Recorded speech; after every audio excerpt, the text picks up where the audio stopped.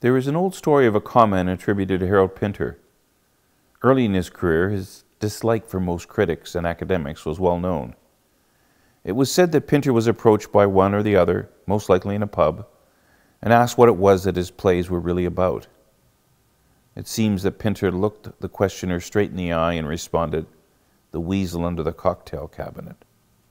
In the ensuing years, the ad-lib has been examined and re-examined under intense scrutiny, and the weasel has grown to Python-esque proportions.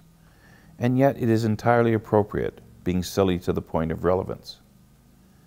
Hello and welcome to Slipstream, a series of introductions to films currently available on Canopy, a first-rate streaming service available free to many users of public libraries, perhaps even yours.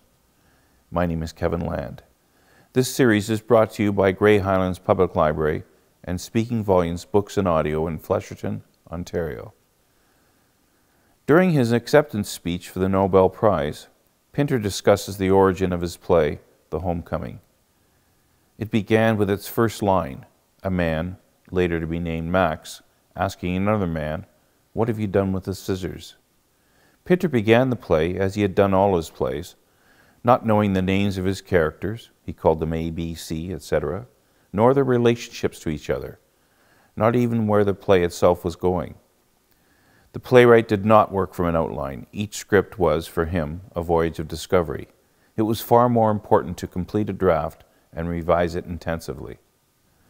For most people, a homecoming might evoke a sensation of a warm family reunion, characterized by memorable home-cooked meals, a few drinks, and stories from the family vault recounted a bit too loud. But this is not that family, and the glue that bonds them is very different indeed. Teddy, a philosophy professor at an American university, has returned to the family home in North London after a 9-year absence to introduce his wife, Ruth.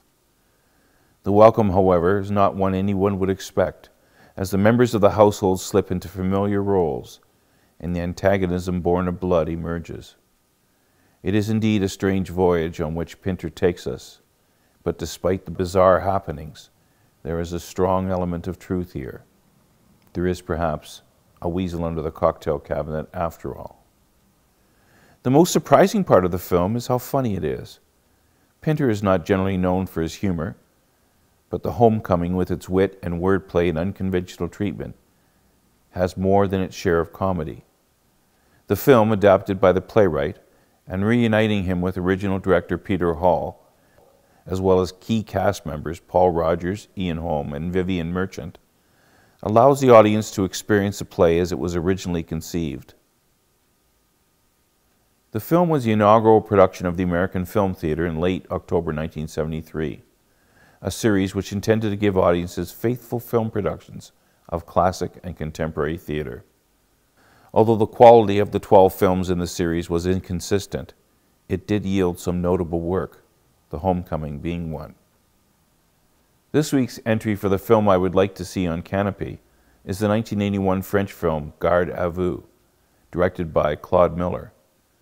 Based on the novel Brainwash by John Wainwright and scripted by the novelist and the director, the film tells the story of a prominent attorney, played by Michel Serrault of La Cage aux Folles fame, who is brought for questioning for the rape and murder of 2 young girls.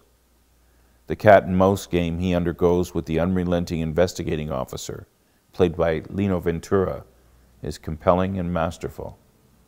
I saw the film in the early 80s and it stays with me today.